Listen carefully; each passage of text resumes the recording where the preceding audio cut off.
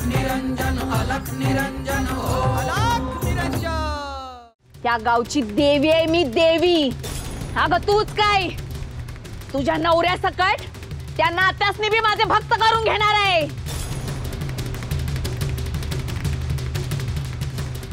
माहितसनी माझे पाय धरायला लावले तर नाव अक्का सांगणार नाही।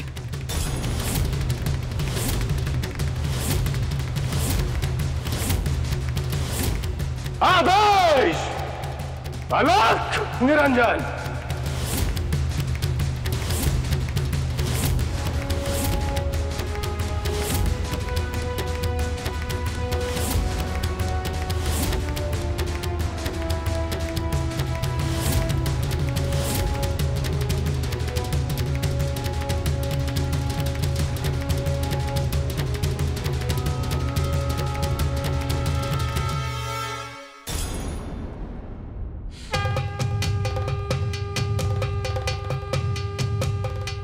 बरं झालं नाथ बाबा तुम्ही आलात ते। अहो ही अक्काबाई तुम्हासनी मस्तात धाडा निघाली होती बघा।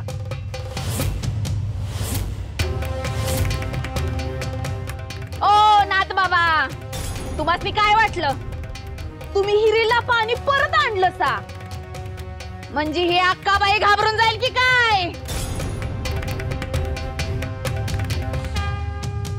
ही अक्काबाई आहे, अक्काबाई।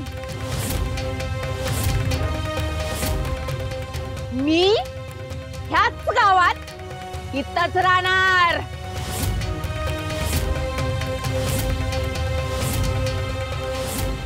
हे माझे गुरुदेव आहेत, जर ह्यांचा अपमान करशील तर तुझं डोकं धडा वेगळं करून गावाच्या वेशीवर टांगेन।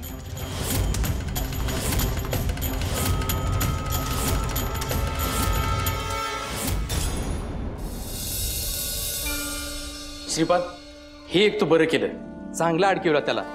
आता अद्दल घडेल त्याला। आता बस म्हणावं बोंबलत, सोनं पाहिजे होतं ना, आता घे म्हणावं आगीतून काढून। तुम्ही गप्प बसा रे दोघं। नाही म्हणजे तो माणूस मूर्ख आहेच, पण म्हणून त्याला असं आगीच्या वर्तुळात उभं करणं बरं नाही रे। श्रीपाद, त्याला आता काढ बाबा त्यातून बाहेर। उगाच त्याला काही झालं तर सगळं आपल्यावर यायचं। श्रीपाद, त्याला अजिबात क्षमा करू नकोस।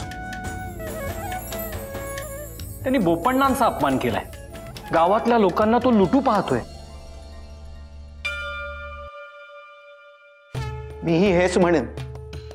अगं सुमती, तू बघितलंस ना तो श्रीपादशी कसा बोलत होता? त्याच्या विद्येचा अहंकार झालाय त्याला। वय तर घराला आग लावलं म्हण।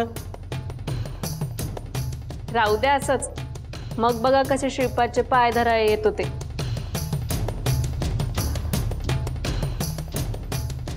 अरे पण तो कुठून आलाय, काय आलाय, आपल्याला काहीच ठाऊक नाही। आई, हे सगळं तो आपल्याला स्वतःहूनच सांगणार आहे।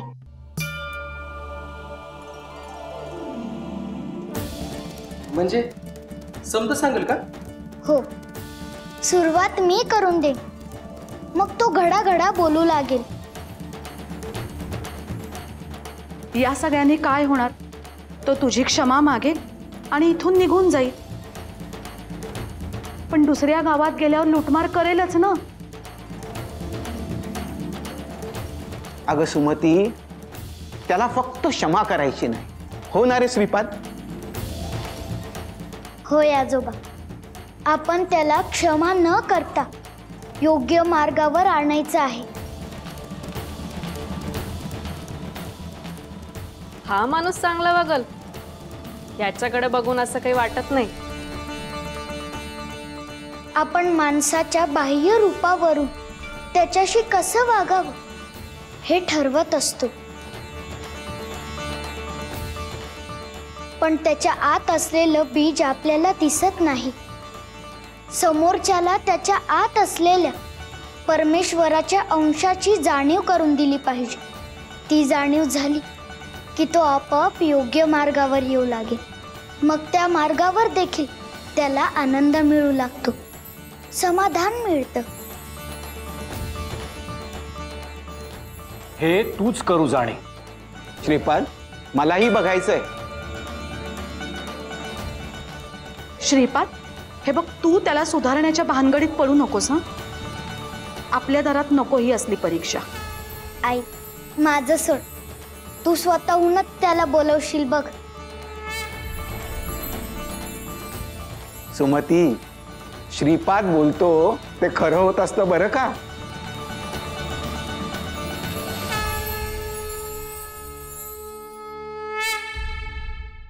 अक्काबाई, तुझ्या ह्या क्षुद्र विद्येचा नाश करण्यासाठी आमच्यापैकी एकच जण पुरेसा आहे. माझे शिष्य गोरक्ष, गहिनी आणि भर्तरी यांना जर मी आज्ञा दिली तर आजचा दिवस हा तुझ्या आयुष्याचा शेवटचा दिवस ठरेल. परंतु आम्हाला अशा क्षुल्लक गोष्टींसाठी आमची विद्या वापरायची नाही.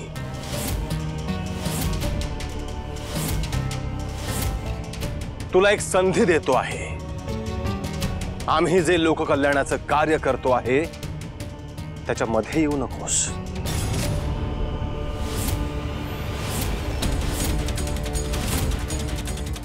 मी तुमचं ऐकायला तुम्ही हायसा कोण? आम्ही कोण आहे हे तुला कळायला हवं होतं, पण आमचं सोड, तुला स्वतःबद्दलही माहिती नाहीये. आमचे सद्गुरू श्री मच्छिंद्रनाथ हे कोण आहेत, त्यांचं खरं रूप काय आहे हे ज्या दिवशी तुला समजेल त्या दिवशी स्वतः तू त्यांचे पाय धरशील अक्काबाई. आज गुरुदेवांची आज्ञा नाही म्हणून तू जिवंत आहेस. तुला आता आम्ही शेवटचं सांगतोय, पुन्हा आमच्या वाटेला येऊ नकोस. माझ्या गुरुदेवांचा आदेश आहे, हे गाव सोडून निघून जा आणि तुझ्याकडच्या विद्येचा वापर लोकांच्या हितासाठी कर, अहितासाठी करू नकोस.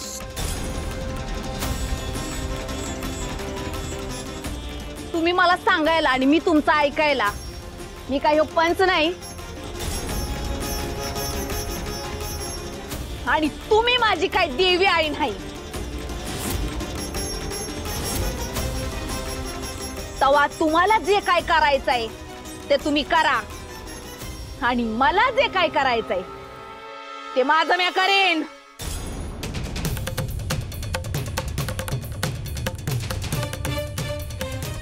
आई आई, देवी आई.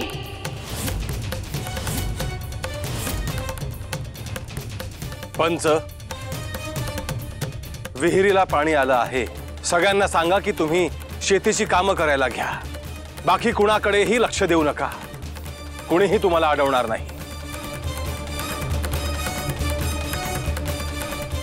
आणि गावकऱ्यांनो, तुमचं भलं कशात आहे हे तुम्ही तुमचं ठरवा.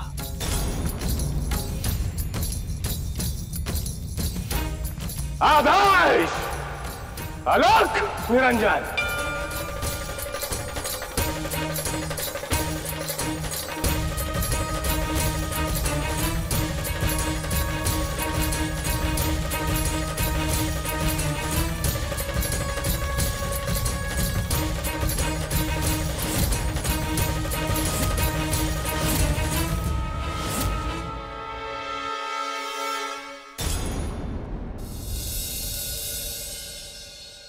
बराच वेळ झाला रे, तर माणूस दारात उभा आहे.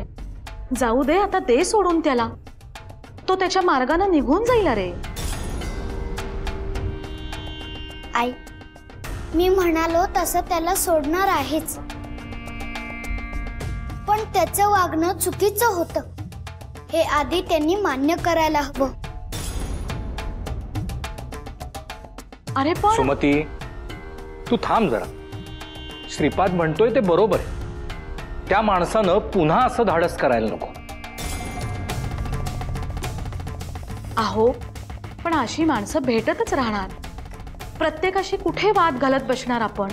गावातले लोक येतील त्याला बाहेर भेटायला, त्याच्याशी बोलतील, त्याला पाहतील, काही वेळी बोलतील. हे बघा, आणि हे प्रकरण उगाचच वाढेल. मला काय वाटतं, आता त्याला त्याची समज आली असेल. आई, त्याला तशी समज आली असेल तर त्याने स्वतःहून बोलू दे. फार वेळ मी त्याला अडकून ठेवणार नाही. श्रीपाद, अरे आज तू होतास म्हणून त्याचा उद्दामपणा चालला नाही, पण याआधी दुसऱ्या गावात त्यांनी कित्येक लोकांना लुटलं असेल आणि लोकांनी ही भीतीमुळे तो मागेल ते त्याला दिलं असेल. हो आजोबा, तुम्ही बरोबर बोलताय. लोक घाबरतात अशा गोष्टींना आणि त्यांची फसवणूक देखील होते. या माणसाने लोकांना इथून पुढे लुटणं बंद व्हायला हवं. श्रीपाद, बाळा, मला पण भीती वाटते रे. तो माणूस काही एकटा नसेल ना? त्याच्याबरोबर अशी इतर अनेक माणसं असतील जी इतर ठिकाणी असतील. ती सगळी एकत्र येऊन इथे आली म्हणजे? मला असं वाटतं की तू या अशा गोष्टींमध्ये पडूच नाहीयेस. सुमती, तू फार पुढचा विचार करतेस. आणि असले त्याचे कोणी साथीदार तर असू देत, येऊ देत त्यांना. उलट अशा सगळ्या लोकांना चाप बसायलाच हवा. श्रीपाद, बाहेर ये.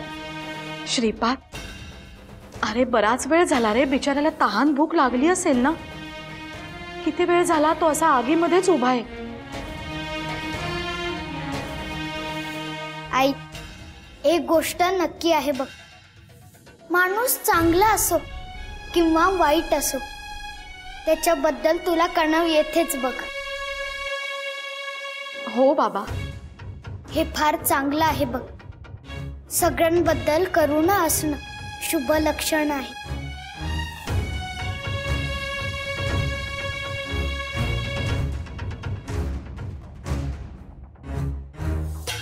श्रीपाद, बाहेर ये.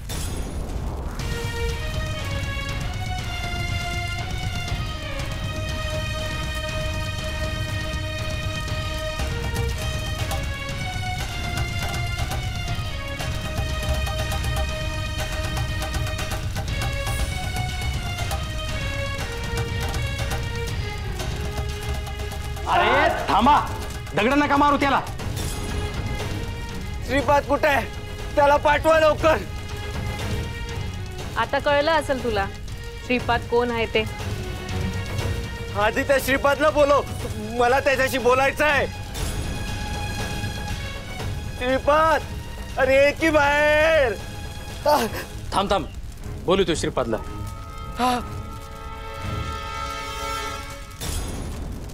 श्रीपाद, लवकर ये.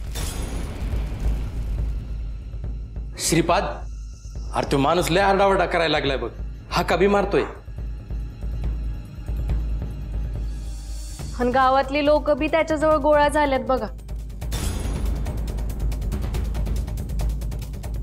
अरे देवा, लोकांनी त्याला काही केलं तर नाही ना?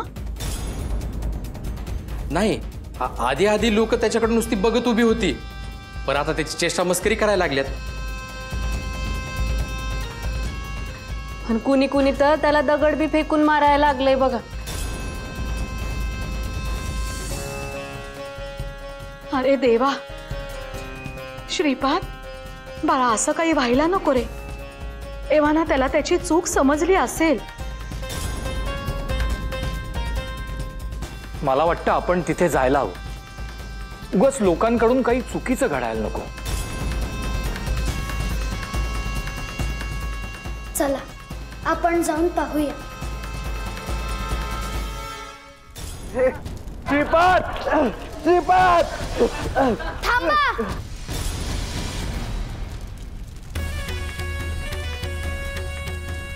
कोणीही त्याला काही करू नका. अरे श्रीपाद, किती वेळ मला यात ठेवणार आहे? मला मला बाहेर काढ लवकर. तुला सगळं स्पष्टपणे दिसत असूनही योग्य ती समज आलेली दिसत नाहीये. मला मला आधी या आगीतनं बाहेर काढा. अंगाला लय जळा लागले. तुला गावातील लोकांकडून माझ्याकडून काय हवं आहे हे तू सांगितलं नाहीस. अरे बाबा, मला काही नको.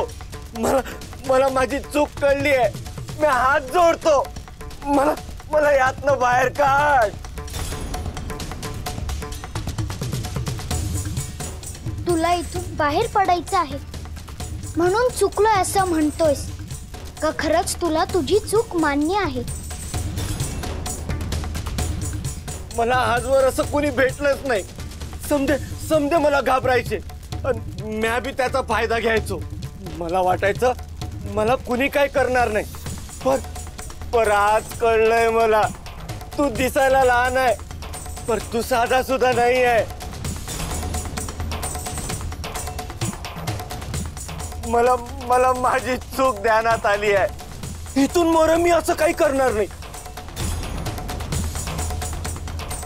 मला यातनं सोडव लवकर. सोडव यातनं लवकर. तू खरंच मनापासून माफी मागतोयस ना? होय आजोबा, मी खरं बोलतोय. मी लई लोकांना लुटलंय.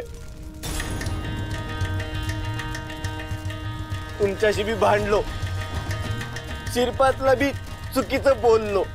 पर आता मला माझी चूक समजली आहे. मी हात जोडतोय, मला माफ करा.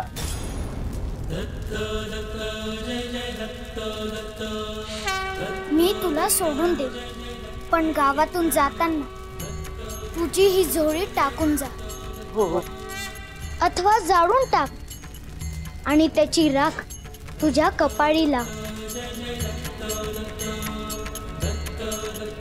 होय होय, तू म्हणतोय तसंच करणार. मी आता चुकीच्या वाटेने धन कमावणार नाही. तुला हे शब्द पाळावे लागतील. इथून गेल्यावर तू काही दुष्कृत्य केली तर ते मला लगेच समजतील. मग तिथे तुला वाचवायला कोणी येणार नाही. होय होय, समज मान्य आहे मला. माझ्याकडून पुन्हा काय बी चुकीचं होणार नाही.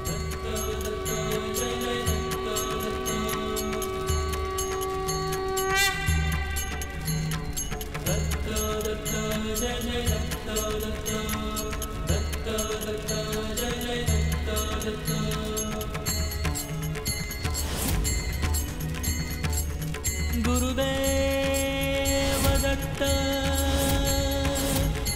गुरुदेव दत्त, गुरुदेव दत्त.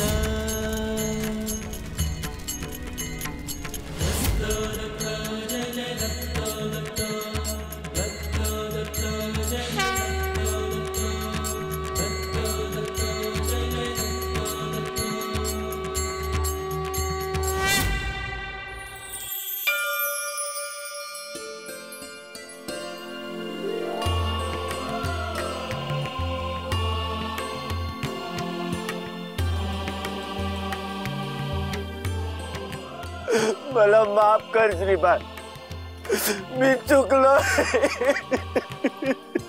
आता तू जा, पण पुन्हा कधी या गावात येशील तर चांगला मनुष्य म्हणूनच ये. श्रीपादनी सांगितलेल्या सगळ्या गोष्टींचं पालन कर. त्या ध्यानात ठेव. त्यानं नेहमीच तुझं कल्याण होईल.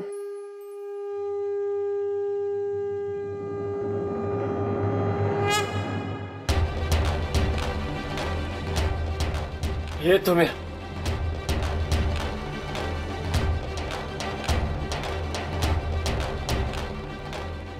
श्रीपाद, तू हे चांगलं केलंस बघ. त्याला योग्य समज मिळाली. तुझ्यामुळे त्याचं आयुष्य सुधारेल.